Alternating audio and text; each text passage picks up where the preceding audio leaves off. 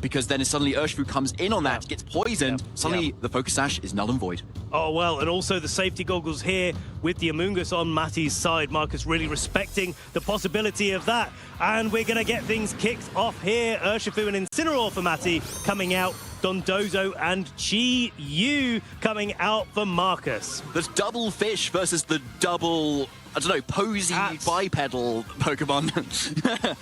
There's a thing here, there's a theme. So, going into this turn, Dondozo is obviously on the field, which means if Chi Yu can switch out into Tatsugiri, suddenly the Chi Yu is, one, very safe, and two, attacks into that slot do absolutely nothing. So Mattie has to really think about that if he wants to try and target down this Chi Yu, that it could just completely gone, and nothing can come into its place either. With the Dondozo there with a Rocky Helmet, this Focus Sash Urshifu has got to be really careful about when and how to target down this Dondozo before an item gets knocked off. So there's a Tatsugiri coming in, Markus committing to that turn one, but also just showing that the Chi Yu is in the back, maybe signaling to Mattie, hey, hang on a second, maybe I can't just go a little bit fast and aggressive with the Urshifu, because later I might need it to be able to deal with that Chi Yu in the back. Yeah, that's a great point, Ben, honestly. So we'll see how Mattie actually targets this turn, but a fake out is fairly safe. Yeah, there we go, into the Dondozo. Don't lose too much other than a little bit of chip from that Pokemon. And maybe we'll see a target into that Chi Yu to be safe as well. Yes, there's that Surging Strike. So the question is now, this turn, though, can the Dondozo start doing Dondozo stuff? I think it probably can. Overall, it's in a really good position to be able to do that. I mean, there is obviously the opportunity for this Assault Vest Incineroar to be able to knock off that Rocky Helmet. So Mattie, seeing that the Chi Yu is in the back, seeing that there's a Rocky Helmet Dondozo in front of him, brings the Urshifu back, maintaining that Focus Sash, now has the opportunity for the Incineroar to go for its Terra Grass. A great defensive call in front of Wave Crash and Earth Power onto the Dondozo and give an opportunity to knock off that Rocky Helmet.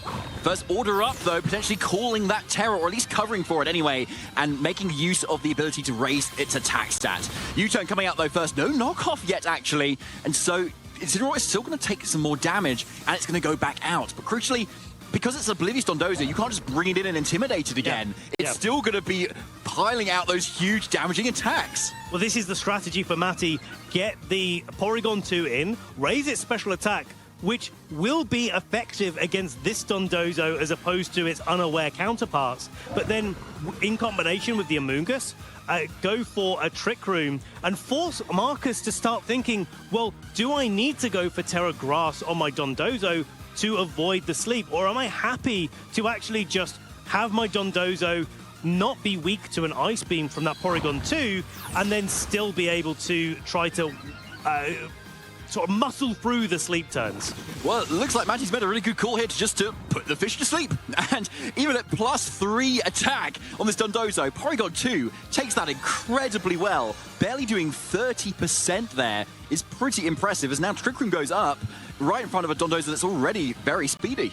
And now this Dondozo is going to have its guaranteed turn of sleep. So this is the turn that Mattie really gets to pile in the damage into the Dondozo, set things up for a little bit later. You can see that Sludge Bomb doing pretty okay damage overall, but it's this Terra Blast is where it's going to be at. Mattie's realized that actually Markus is quite happy to sit in front of an Amoonguss and go to sleep, instead just wanting to maintain or not get hit by any super effective moves. So Mattie switches it up to Terra Blast. Yeah, it makes a lot of sense there. You just want to start whittling away at this Dondozo, which does not have leftovers to be able to recover off that damage. So, again, consistent damage from Sludge Bomb Amoonguss. We've seen it time and time again across this weekend. And another Terra Blast, getting that Dondozo really low now. And yeah, a second turn of sleep for Dondozo, which is not what Markus wants to see. So it's not guaranteed this turn that this Dondozo is going to wake up. And so Markus can't really do anything about it either. You can click in the Protect to try to waste another turn of Trick Room, but there's another turn of Trick Room after that. So either your Dondozo is not waking up this turn and is going down to the combination of moves, but in this position, I don't really mind that for Markus too much, because the Sludge Bomb is going to go first on Mattie's side, not pick up the KO on the Dondozo, and then it's going to be the Terra Blast that has to finish it off. Okay, yeah. Good call, Ben, because that was a close one, though. So, fair enough. Dondozo going down now to that double up. But yeah, keeping, as you said, Ben, the Tatsugiri fairly safe now that it's back on the field here. So, but in the Trick Room, though, do you want Fluttermane and Chi-Yu right now? I'm going to say no. I'm going to say no overall, but there is only one turn of Trick Room remaining, and so Chi-Yu does have the ability to protect. Actually, the Tatsugiri's not in a horrible spot in terms of trying to go on a little bit of offense, but equally, it's not going to be able to do too much damage to the Amoonguss nor the Porygon 2 without committing a Draco Meteor, and that's going to make it a little bit questionable for later on in the match. So Markus hasn't managed to do enough, I don't think, in this match so far with the Dondozo to carve out an overall advantage. And I think that's what Mattie's done really well, using all of those resources to knock out the Dondozo. Yeah, it was a really well-played positioning, wasn't it? And really not sacrificing a lot either. Incineroar very healthy, Urshifu obviously at full health as well. And now Mattie is to go forward now and deal with this Chi-Yu, though, which is threatening a lot of damage. But can protect, crucially, because it's the Focus Sash set from that potential Spore that could come out. But otherwise, it could still take the Sleep turn here from a Spore, and given its naturally good special defense, still take on the attacks from this Porygon 2, and that frees up this Tatsugiri to start spreading that Muddy Water. Okay, so protect on the Chi-Yu, not going to be taking any damage, not going to be going to sleep this turn either. Wouldn't be surprised to see Porygon 2 just going, on the defensive with a recover, making sure it's as healthy as possible for when the Trick Room expires at the end of this turn. Muddy Water is going to miss the Amoonguss, but that I don't think is the target of choice. You definitely, if you're Markus, want to get more damage on the Porygon 2, so a combination of Heat Wave and Muddy Water, or even Draco Meteor, might be able to, with the Beads of Ruin, knock out that Porygon 2. That's true, but then you've got the Amoonguss that can, of course, redirect away Chi-Yu attacks, but not Tatsugiri's attacks because of the safety goggles. So yeah, as you say, a spread move plus Draco Meteor might just be enough, thanks to the Beads of Ruin, to actually KO this Porygon 2, which cannot Terra either defensively either. And it's a big threat too that you definitely want to get out of the way. And Chi-Yu has the ability to do it, but it may have to take a nap in return. Not this turn, because the Amoonguss is going to protect itself. So, it's the fall! The overheat on the Porygon 2, that with a Muddy Water or a Draco Meteor would be enough to pick up the KO. Here's the Muddy Water, not very accurate. Well, quite accurate, but known for missing, but it's going to connect this time. Porygon 2 goes down, but what a call on the overheat. A really good call, though. But Mattie has still a lot of pieces available. And the crucial thing about that is, if you are committing overheat, then you're committing overheat. Because then you will lower your special attack, and now Amoonguss is actually safer going into the next turn here from the fire moves from Chi-Yu.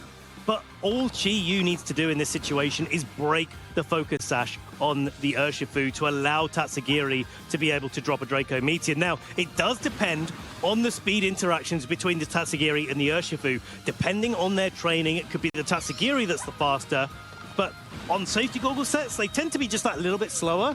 And that's a Focus Sash Urshifu on Mattie's side, so usually trained, as you said earlier, to be that little bit faster and more offensive. So a close combat could just knock out the Tatsugiri this turn before it even gets a chance to Draco Meteor. It's just going to be a second overheat, though. Oh my goodness, that does a lot of damage for something at -2 special attack. But close combat first, there's that Urshifu going first. Tatsugiri just about surviving. 7 HP there. Markus looking confident, though. Maybe he knew that it would survive anyway. Muddy Water, though, is double connecting there. Really popping off as Markus, as it does over half damage to Urshifu, and crucially getting a knockout on that pesky Amoonguss. Wow, that is absolutely influential, because now the Focus Sash is broken on Mattie's Urshifu. This Incineroar does not have a great deal of HP left. Now, the Chi-Yu, you may argue, is not going to be doing much damage at 4 stages of decreased special attack.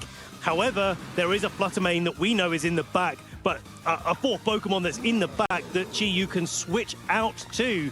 I think the question is how does Markus want to manage this endgame, and how do you manage those chances to miss with your Pokemon? Because that can be really, really impactful for this endgame. But wow, look at what has been locked in here.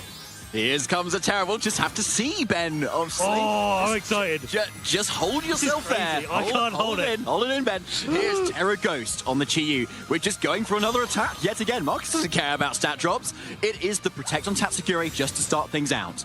But of course, the Chi-Yu is the next thing that is the fastest here. And it is going to avoid the fake out thanks to the Terra Ghost on either of those targets. So keeping it safe as well. But here's that Chi-Yu. A third overheat into the Terra Grass Incineroar, which is going to, of course, get the KO because nothing can stop this lava fish. Wow, that is such a great... I've never seen a Chi-Yu overheat 3 times in a row to good effect, to be able to actually take KOs turn after turn. Here's the Surging Strikes, though, going into the Chi-Yu. Its Focus Ash is not trained in its defenses. Terra on no, it's going to be going back to Markus, but we know that Flutter Mane is waiting in the wings. It certainly is, yeah. Mattie needs to hope it's something else completely different entirely. Maybe a Magikarp would save Mattie at this point, but oh no, so close. It is, unfortunately, that Flutter Mane in the back, which is most likely going to be outspeeding a lot of the threats here, especially given the booster energy is going to be raising the speed of that Flutter Mane as well. I think you've got to call out the choice of move order here that has led up to this situation. Committing the overheat into the Porygon 2 to make sure that it went down, and the Muddy Water on the Tatsugiri to not have its special attack dropped, but then being able to switch it up and go straight on the offensive with the overheat again afterwards, after the Amoonguss protected itself before, when there's a Terra Grass Incineroar in the back. Just an absolute masterclass in how to form an endgame in your favor, when actually the Dondozo Tatsugiri combination did not do too much in the early game. These 3 Pokemon had to bring it back. Yeah, it was just Tatsugiri waiting to come back out again and do what it needed to do, really. God's sake, Dondozo. Come on, step aside, let me do it. Aggrejet is not going to do anywhere near enough to this Flutter Mane as Moonblast now gets that final KO on the Urshifu. And Markus Co is up 1 game in this best-of-3 set and 1 away from entering our final. This could be Markus's tournament. He is 1 step closer to making it to be our first finalist here in Birmingham. But let's not count Mattie out just yet. Mattie learned a lot of valuable information, I'm sure, from the way that interaction went through that game 1. Not least, just the amount, or just the way that Markus was going to be approaching that matchup. And Mattie's such an experienced player. He's been playing a long time. He's been at the top level for a long, long time. And he will know what he needs to do to adapt in this game too. But do you, Ben, and do I? What does he need to do? That is the question. It's tough. I think the Urshifu was actually the problem piece overall for Mattie. It wasn't able to get that much value out of the Surging Strikes in the close combat, not one-hit KOing the Tatsugiri on Markus's side. I think that's something that Mattie was kind of banking on in that end game, and learning that it at least doesn't always means that Mattie, I think, has to go back to the drawing board on whether that Urshifu is actually really bringing the value that he wanted. That's a good point, actually. Like, even if it's an Urshifu, is it actually doing the business, right? Especially versus a Dondozo that's Rocky Helmet, as you said, and you don't want to be bringing it into that unless you're knocking off the Dondozo first. In theory, Dondozo was dispatched off fairly swiftly, to be honest. And so, as you said, you need to worry about everything else that's going on. The Chi-Yu specifically, which in theory, Urshifu has a terrific matchup into. Right, so the combination of Amoonguss Incineroar and Porygon 2 do beat the Dondozo overall, but that means that you can't take your speed control in Flutter Mane, your positive speed control in Flutter Mane, alongside the Urshifu. And so that end game where you're against Chi-Yu, that's a little bit faster, the Flutter Mane that's booster speed on Markus's side, you can't take advantage of that with the Urshifu. You can just get outsped and get it knocked out. We're heading into this game 2 here. Markus, 1 game away from getting into the final here. And it's going to be Chi-Yu paired with, instead, there's a little smaller fish, actually, in the Tatsugiri. And Mattie with the Incineroar and that Porygon 2 here, which should be getting a physical attack boost, given the stats of the opposing Pokemon in front of it. Now, this is something that Markus did in his last stream match against Nils. Most players that are playing Dondozo Tatsugiri think of the Dondozo as the core piece of the puzzle, but actually Tatsugiri is a Pokemon as well. And Markus in that match also led Tatsugiri rather than leading the Dondozo, having the Tatsugiri ready to switch in. And this switch up puts so much more pressure onto that Incineroar on turn 1, especially with the Terra Ghost on that Chi-Yu. Yeah, really well identified, actually. And now Markus has to think about whether to get Dondozo in immediately. But here we go, just hitting the overheat button, doing over 50%. Is this a Draco? If it's a Draco, then this might indeed KO. Draco! Yes, it is. Draco! What a call! Whoa! Straight down, turn 1. All this little duck has done is sit there on the field for 1 turn, not even 30 seconds, and it's down. U-turn coming out from the Incineroar, re-pivoting, but Mattie just lost a big piece. Wow. Wow, wow, wow. What a call there from Markus. Not going for Terra Ghost, not doing anything, just saying, hey, do you know what? Overheat, Draco Meteor, that's enough to get the job done against this sitting duck in Porygon 2. Now Floodmane comes out for Mattie, and Mattie gets a chance to maybe bring in that Incineroar again to offer another go round the fake-out merry-go-round. But, wow, this is so impactful, because if Dondozo is in the back for Markus, without the Porygon 2 there, without the speed control, this Dondozo gets an opportunity to maybe even just go Terra Grass, resist the Amoonguss overall, and just to be able to smash their way, really, through the rest of Mattie's team. Yeah, it's a really good point, actually. There isn't a lot stopping it once that's in position here. So, but does Markus want to kind of free switch it in right now? No, probably not. You've already got such a big lead right now. You want to kind of still dish out damage and still pressure Mattie into not playing, like, or trying to set up in any sort of way, and then allow your Dondozo to come in a little bit more safely so that you can then go for the Terra Grass once you're on the field. One of the downsides to having Tatsugiri on the field is if you switch in the Dondozo and they combine, you just lose the Tatsugiri turn overall, and the Dondozo has to take damage at its cost. So now Floodmane getting that Chi-Yu knocked out means that Markus doesn't have to actively switch into the Dondozo. If it is in the back, it can come in right now. Yeah, excellent point there, Ben. So this is exactly the position that Markus wants. Even though he's just lost a Pokemon, this is the position you need. Yeah, Porygon 2 being out of the way is really nice, so that you can actually just outspeed everything that you need to, really. And because this Floodmane is that booster energy, it's not like a Focus Sash or anything. It might just go down to a Wave Crash here, depending on the amount of bulk in it. We've seen that these really bulky Floodmanes going around, but given the fact it's got Substitute, I wonder if it's a little bit more on the fast and speedy or offensive sort of side instead. May even drop to an Earthquake, we'll just have to see. But Markus smartly taking his time now to really think this turn through. Well, given that it's a Terra Water, you don't necessarily want to go straight on the offensive with a Wave Crash. So I really like the Earthquake call out there, because it's also doing damage to the Amoonguss. It's also pressuring the Incineroar on the switch-in, which can't even intimidate the Dondozo in this spot to stop that Earthquake doing as much damage. But it means that Markus doesn't have to play that guessing game of, do I go for a Water move into the Terra Water, or do I go into a Fairy move into the non-Terra Water Floodmane in this spot? Actually, just having that consistent damage might be the biggest advantage that Markus has. Yeah, I like that, Ben. And interestingly, yeah, I think Terra Grass obviously is very safe at the moment, because you don't necessarily want to put people to sleep immediately here. You can just Earthquake. But it looks like Markus is like not going for the Terra here. I'm very nervous for him now, actually. From his perspective, I feel like, you know, it feels like a little bit like it's me playing, you know, when it's this player here, you know.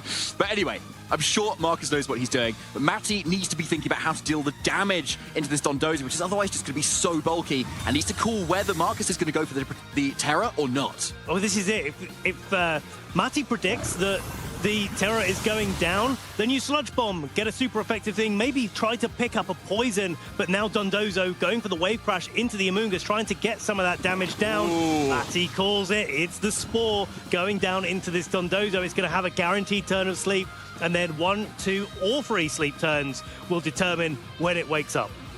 So that's really big, obviously, for Mattie there, just going straight up for the Spore. Right, just calling Markus's bluff. Because, yeah, Dondozo actually say it's not going to do anything this turn. There's no leftovers to stall either. Floodmane can just keep chipping this Dondozo down, and with enough sleep turns, may be able to clinch this out a little bit more so that Tatsugiri is then exposed. Mattie not taking any risks here, getting the Regenerator health back from the Amoonguss, but also switching in the Incineroar, so that at least on the first turn of the sleep here from this Dondozo, this is the guaranteed one, but the next turn, Mattie is offering some fake-out support, and there is an opportunity for Mattie to maybe get a substitute up before finishing off this Dondozo. I think that could be quite valuable for this endgame, and the Incineroar is helping Mattie achieve that goal. So yeah, a free fake out turn here, which is going to be making sure this Dondozo, even if it wakes up to absolutely nothing here, and that's what Mattie goes for, might even make it chip into more of a range for the Moonblast to kind of do a little bit more damage. There it is. Does get the first turn wake, so definitely happy that fake out has gone if you are Mattie, and then yeah, a substitute makes a lot of sense here, particularly when combined with a fake out turn. Now this Dondozo is looking pretty unhealthy overall, but the Fluttermane is not going to be able to maintain its substitute for very long.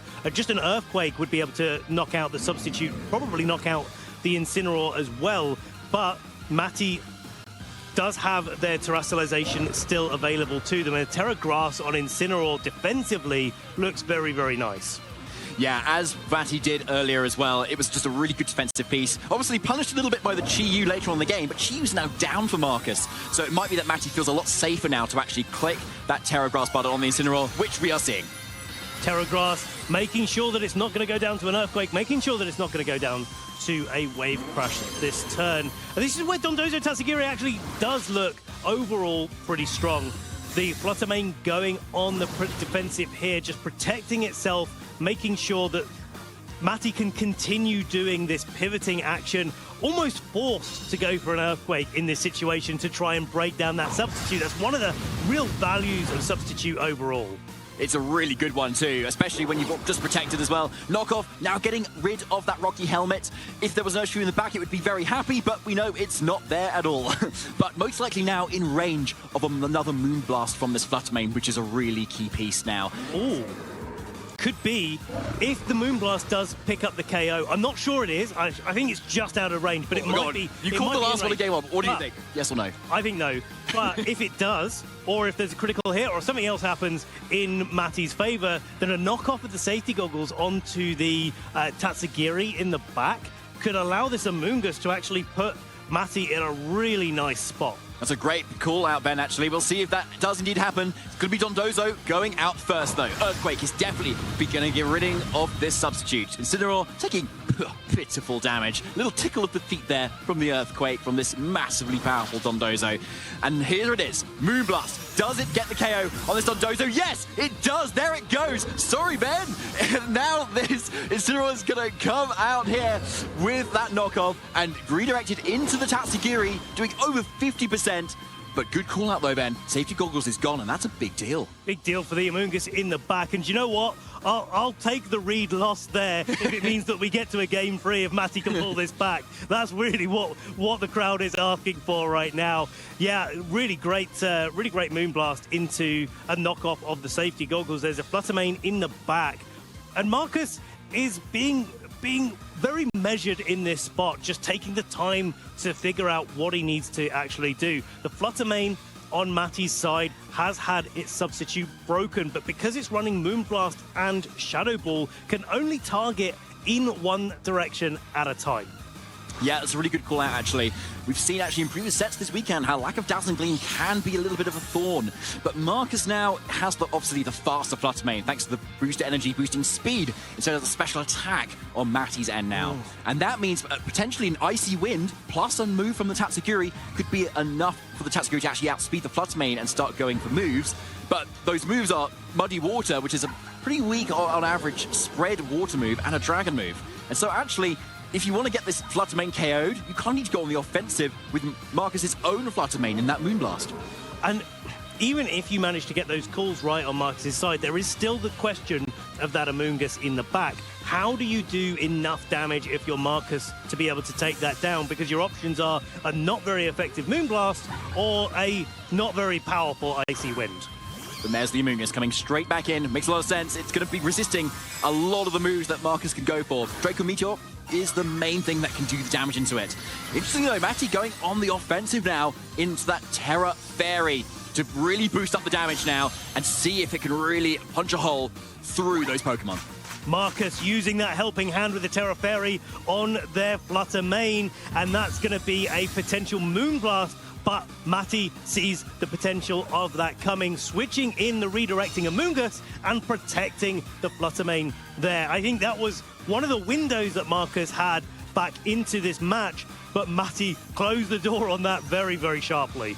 Yeah, very quickly indeed. Maybe if Markus could have gone for a taunt into the incoming Amoongus, maybe we get a slightly different kind of game there, because then you could then go for that move in the following turn. But now Amoongus has the opportunity to go for that Rage Powder, and Rage Powdering away Tatsugiri's attacks, because that safety goggles has now been knocked off. One of the great things that Markus has been able to do all set is to just drop a Draco on problematic Pokemon, but you can't do that in front of a Fairy type move. Markus making the call, going for the Helping Hand Moonblast again, even under the threat of Rage Powder, but it's not enough. It's not enough to pick up the KO on this Fluttermane. A special attack drop, though, will definitely help things out a bit. And yes, that's now a 3-hit KO on this Fluttermane, but with Sludge Bomb, it gets one. Does it poison, though? No, it doesn't. So Markus's Fluttermane hangs on with that invisible focus sash and a dream. And now it looks like an Icy Wind would probably be enough to pick up the KO on this Fluttermane. That keeps Tatsugiri just that little bit safer, but because Tatsugiri has already got its special attack dropped, it's unlikely without a critical hit that it's going to be able to target down that Amoongus. Here's the Icy Wind connecting on both targets. But you said it, Ben, that a critical hit can make a difference here if it happens. Fluttermane going down. There's Incineroar on the back, of course, but can make a big difference. Tatsugiri, here we go now. There's the Draco Meteor. It connects, first of all. Amoongus takes it, and very well. Wow, Amoongus holding on, of course, with lots of HP, doing the final bit of damage that it needed to into that Fluttermane to knock it back out. Only Tatsugiri stands in front of this Incineroar and Amoongus and taking Mattie and Markus to a game 3. And it's looking like, with a bit of fake-out support, with the ability to target down this Tatsugiri with just even neutral attacks, this Tatsugiri is going to struggle to hold on unless... We've got another unless moment. We do. We've got another unless moment. Tatsugiri can use Muddy Water in this spot. It has to connect, which is a little bit sketchy in itself. But if it does connect and does get accuracy drops onto the Amoongus and onto this Incineroar, this Tatsugiri can survive with nothing but a dream. It could be very close, yes. It is possible. It's unlikely. Possible. It's unlikely, but it's possible. And Markus knows it. Playing 2 is out. So first of all, protecting from the inevitable fake-out turn, that will come out first. And at the end of the day, Mattie just needs to click the moves that do the most damage right now. And that's going to be Knockoff, and it's going to be Sludge Bomb, or even, of course, Spore, yeah, because now the safety goggles is gone from the Tatsugiri. Yeah, makes total sense. You get the Spore, and then you can Sludge Bomb a couple of times and see if you can knock out the Tatsugiri that way. But here it is. The moment of truth coming up here. Will this Tatsugiri be able to connect its Muddy Waters? Will it be able to get those all-important special, important accuracy drops? Here we go. Connect. That's step 1. Then you need accuracy drops on both targets. First of all, a critical hit steal. That will also help too. All right, no. Okay. Knockoff comes out into the Tatsugiri. Not enough for KO, but with that Spore, that will definitely seal up this game. And Mattie is going to take us to a game 3. Yeah, this is incredible. I think Tatsugiri got halfway there. It's always one of those situations where you're sitting there with anything with a Muddy Water and you're thinking, right, the only hope I've got is to get some accuracy drops, and then you just miss one of the Pokemon and you think, well, all right then, Tatsugiri, yeah, let's go next. But you know, you've got to give Markus a lot of credit to playing to his outs, not only in that last turn, but also going again twice in a row for that Helping Hand and Terra Fairy Moonblast into Mattie's Fluttermane. And sometimes I think that's the mark of respect for a trainer, respecting you as well, like, and trying to find that one avenue that you've got. Is like, well, my opponent knows that the redirection is such a big threat. How do I overcome it? And so Mattie, despite losing Porygon 2 turn 1 in what seemed very decisive, was able to swing that all the way back around into a win. How did he do it, Ben? Well, it's all about the special attack booster, I think, on the Fluttermane. That was the real difference maker in this match. Just doing that, just enough damage to that Dondozo to allow that safety goggles to be knocked off.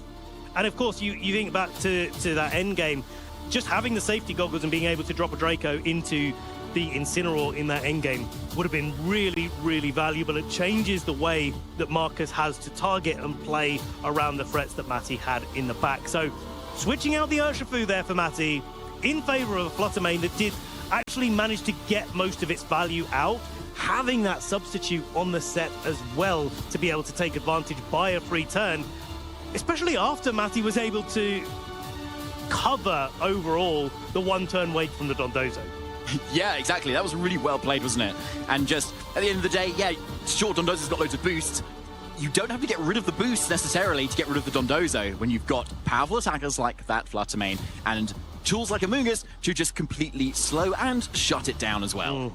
The question is, though, does Markus switch things up at all? And is there any case for the Weezing or the Dragonite? I think there could be a case in this matchup, certainly for a little bit of a switch-up. But to be honest, I think Markus is, from what I've seen on stream of Markus as a player, understands what Pokemon that he needs to bring to the matchup. And both of those games, obviously, game 1 and game 2, definitely could have gone in his favor as well. And I think as a player, knowing your strategy and knowing how you want to approach a certain matchup is just as important as how you play that matchup when it comes down to crunch time. Yeah, I think it's a really good call, actually. Especially on an Amoonguss team and a try-and-tested team like Mattie's, Markus is most likely practice this matchup a decent amount here, but maybe not versus a player like Mattie as well. As we get into our final game of our first top 4 match here at the Birmingham Regional Championships, it's Dondozo and Chi-Yu, just like in game 1, versus the Incineroar and Porygon 2, just like in game 2 for Mattie. Just looking like this Porygon 2 is not going to be meeting a double up on this turn 1, but again, Markus threatening just to switch out straight into the Tatsugiri to get this Dondozo going, just like he did in game 1, realizing that that was the way that he was most likely to win the matchup overall. What I'm interested in going forwards is whether or not Markus actually commits the Terra in front of Amoonguss or not. I think that's the real difference maker in this set. Well, first it's fake out into the Dondozo, which again is a pretty safe target here. And there's the rip with the overheat straight away again, doing a little bit more than it did in the previous match, actually. And that's a really healthy chunk to really pressure down this Porygon 2. But Trick Room now does go up, so Mattie's going to be able to respond in the following turn with a recover if it so wants to do. This is one of the values of actually just hitting the Porygon 2 turn 1, because putting it in range of being attacked by Dondozo's Wave Crash this turn actually just means that the Porygon, Mattie has to spend time with the Porygon 2 recovering it, pivoting in the Pokemon that can support it, and spending time making sure that Mattie's ball state is recovered rather than attacking down that Dondozo. And all the while the Dondozo gets to say, well, hang on a second, I now get to go on the offensive, put some chip damage on you instead, and whittle down your resources in the Trick Room that you've set up. Yeah, I like that, actually. But we can see Markus now really turning up the damage, as I think Tatsugiri might just be coming in here, which makes a lot of sense to you. You want to reset those stat drops. I mean, not every time, I guess, because obviously Markus had a fantastic game. Just not doing it at all. So Tatsugiri does come in here, but does Mattie switch out that Incineroar here as well? Unfortunately, it is the Assault Vest, so doesn't have that parting shot option to be able to lower this Dondozo's offensive capabilities. It's unfortunate it's just that U-turn. So unless this Porygon 2 recovers, it might be dropping. Yeah, and that's the thing, is that you've got to make a choice if you're Mattie, whether you're going on the offensive or going on the defensive. It looks like Mattie could have been going on the offensive with Terra flying on the Porygon 2 to try and avoid an Earthquake and then try to target down the Dondozo in this turn. But it is going to be that tried and tested Terra Grass on the Incineroar. First of all, recover from the Porygon 2 as well, as now the U-turn comes out into what was the Tatsugiri, actually. So Mattie making a bit of a call there that does not pay off. However, Markus is able to now do the order-up thing and getting this fish going with a few more attack boosts, which it definitely needs if it wants to have a chance at KOing this Porygon 2, especially after another recover. And every attack boost means that Porygon 2 is under more and more threat of being knocked out. Now, one of the interesting situations here could be that this Dondozo manages to get it all the way set up through that Trick Room environment, scattering in some protects just to waste out some of Mattie's turns where he needs to. But if this Dondozo kind of leaves Trick Room with 4 or 5 stages of increased attack, I mean, Mattie's going to have to pull something really serious out the bag to be able to combat it. Well, Amungus is a great bag to have switched in here as U-turn now comes into the Dondozo. Quality bag. It's a bag of fun, is Amungus, honestly. As Incineroar now is switching out. Possibly to Spygon 2 here as another kind of sponge of damage. Yeah, there it is. Coming straight in there. A Pokemon that loves to sponge up damage and recover it all off again. And once we're in the Trick Room 2, that's going to make a big difference. Order up, though, first into this Amungus. Now the Dondozo is at +4 stages of attacks. And it's looking very, very threatening. There's only a few more turns of Trick Room remaining. And so Mattie, again, has to really figure out how he's going to take advantage of this Trick Room. And the inability for him to just power control this, whether it be with Parting Shot or Intimidate, is really starting to make itself known in this environment. You can see Markus hovering over the terrestrialization button on that Dondozo. Is this the game where he commits to a Terra Grass on the Spore that Mattie has so confidently targeted down into this Dondozo in Games 1 and in Game 2? The odd downside, of course, of going for that Terra Grass means you make yourself weak to the Ice Beam that this Paragon 2 has and the Sludge Bomb that the Amungus has as well. But Markus is saying, right, I think it's worth it here. You're probably going to Spore as well, and if you do, I'm going to be really happy. And there it is, exactly. A great call from Markus here, and it's no attacks from this Paragon 2 either, just a recover. Stalling out this Dondozo, but as you said earlier, Ben, you're stalling out a Dondozo that's still trying to boost up. There's now an Earthquake at +4 comes out, doing a really healthy amount of damage. And this Amungus, if it doesn't switch out this turn, a combination of attacks, the Sludge Bomb or the Terra Blast or the Ice Beam coming out from Porygon 2 would need a critical hit to be able to knock out this Dondozo this turn. Markus doesn't even have to risk that, though. Could just go on the defensive and play Protect. But that does risk the Incineroar coming in for Mattie and offering fake out pressure next turn. So here's what's going to be happening. Amungus coming out, recovering some of its HP. Here's the Incineroar coming back in, not lowering the Dondozo's attack at all. And there's the Tatsugiri's attack getting lowered, but yeah, not going to make too much difference there. As Paragon 2 is getting ready to get another Trick Room up by going for the recover. Yeah. So that into the next turn with Fake Out plus Trick Room looks fairly safe. But Order Up first of all into the Incineroar, but crucially just survives there. Mattie probably figured a little sigh of relief there as Incineroar is able to kind of get another Fake Out off, but of course will go down to the Rocky Helmet if it does. I was going to say, it hasn't had its Rocky Helmet knocked off this turn, and if you're Mattie, can you even afford to lose a piece as valuable as Incineroar overall, having that Fake Out pressure for a little bit later? I think maybe you can.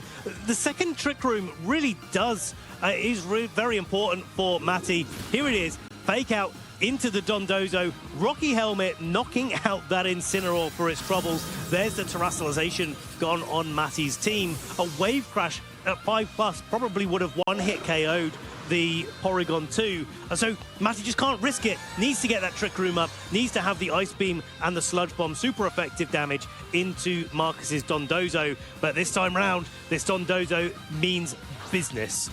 Your classic Trick Room sweepers. Porygon 2 and Amungus. Yes. Love it, exactly. There is Amungus there, standing down this Dondozo at +2 special defense and so much attack behind it as well.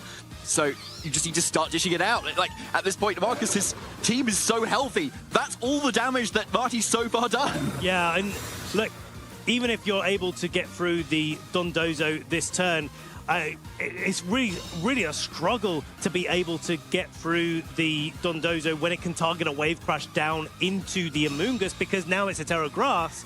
Not only can it not be put to sleep, but it can't be redirected by the Amungus. And so if I was Porygon 2 in this situation, I'd be one scared duck right now. Sludge Bomb first, though. Does he get the poison? No, not quite. So this Dondozo gets away with it. But Ice Beam is doing plenty of damage right now. Going to put things in range for the following turn. Earthquake, though, coming out. Spread damage. It's going to do a lot. But Amungus again hangs on, despite being +5 attack. These Pokemon are just so bulky. But that damage is really, really important into the Amungus. It means that a Heat Wave isn't necessary. You can lock into a Dark Pulse on the Chi-Yu to make sure that you've got a guaranteed attack that's going to be able to target down the Amungus. But also, you know, you've got the... you don't have to rely on the Muddy Water or the Draco Meteor from the... Tatsugiri that we know is sitting there waiting to eject itself from the Dondozo's mouth. And that's the other thing to look out for here, is that Mattie then KOs this Dondozo with Sludge Bomb. Now Porygon 2's attack is going to get redirected into the Tatsugiri, and if that's a Terra Blast or an Ice Beam, that's going to be a really good chunk of damage, because particularly there is a +1 special attack boost actually on this Porygon 2. Here comes this big damage. Yeah, Terra Blast doing more than 50%, and that's really important for this endgame. More than 50% means that another Terra Blast would be able to knock it out, and that's something that Markus has to be really aware of in this board state. This was the downside overall of the Terra Grass. I think this is why Markus in games 1 and 2 was a bit reluctant to click that button. More important for, even if you're asleep for a few turns, that your Dondozo doesn't go down before Trick Room expires. And in this case, it did manage to get through a Trick Room of its own, but 2 was just a little bit too much of an ask. Yeah, I think so, unfortunately. It can only cling on for so long. It is just one Pokemon at the end of the day, but Tatsugiri, his little buddy, is out here to help get some revenge. Now, interestingly, the Chi-Yu is on the field, which means the Beads of Ruining is activated, and that could mean that this Tatsugiri might even just go down to a Sludge Bomb, given the lower special defense that is coming out. Look, this is the call now, because you'd like to think that Mattie's thinking, hey, my opponent is probably going to protect himself from a Terra Blast and maybe a Spore onto the Chi-Yu.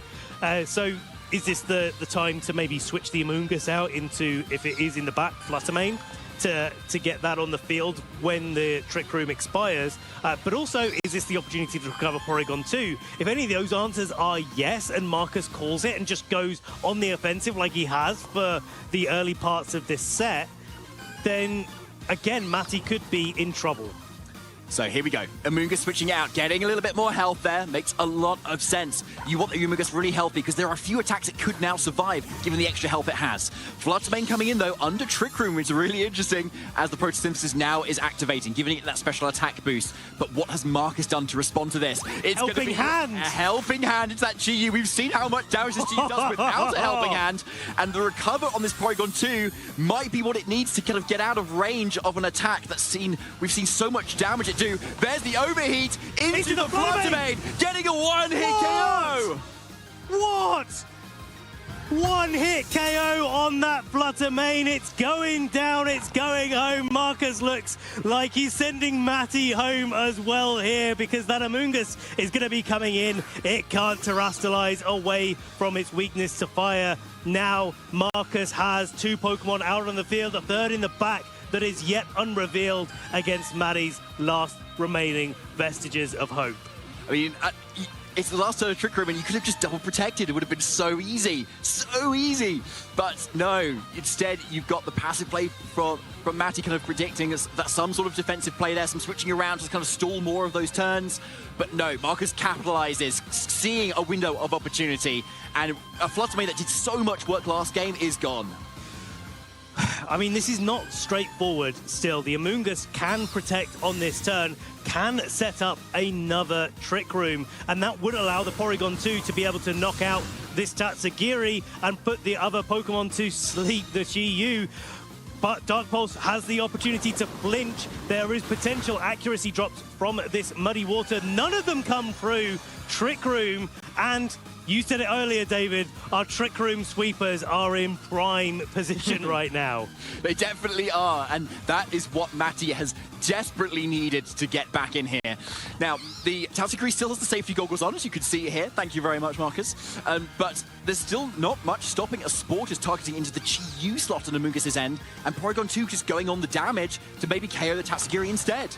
But there is ways for Markus to be able to get around this, because Mattie has committed to the terrestrialization onto the Incineroar previously. This Terra Blast is going to be a normal type move.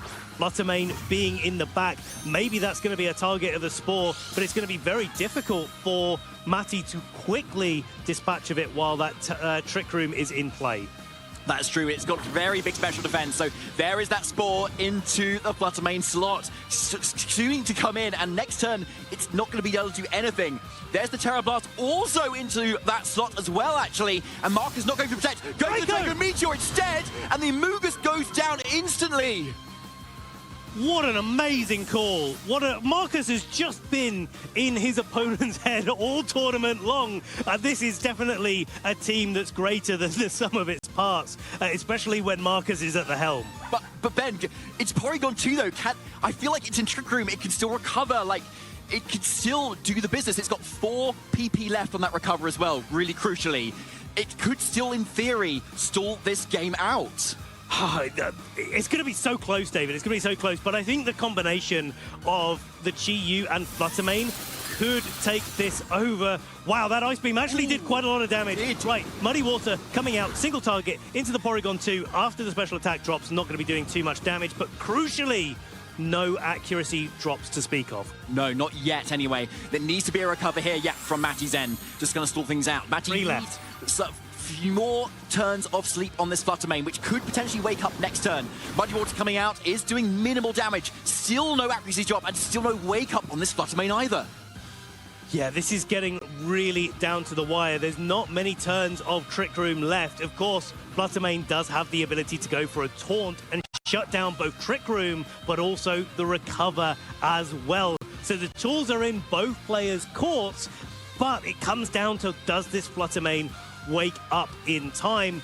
And also, equally, does the Chi-Yu in the back manage to hit his mark?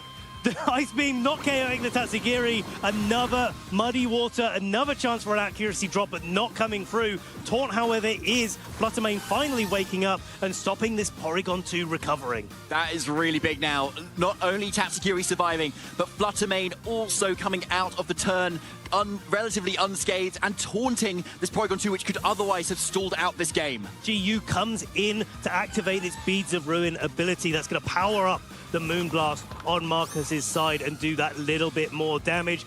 Porygon 2 can only target one Pokemon at a time. And with the Beads of Ruin, that Moonblast is now looking like another one will be enough to KO. Porygon 2 going for that Ice Beam into the Fluttermane is not going to be enough for a KO either. And it looks like it's 2 against 1. Accurate moves in Moonblast and Dark Pulse can clean this up for Markus. It does very much look like it. Moonblast from the Fluttermane into Porygon 2. That's going to seal it. Markus Go is heading to the final of the Birmingham Regional Championships.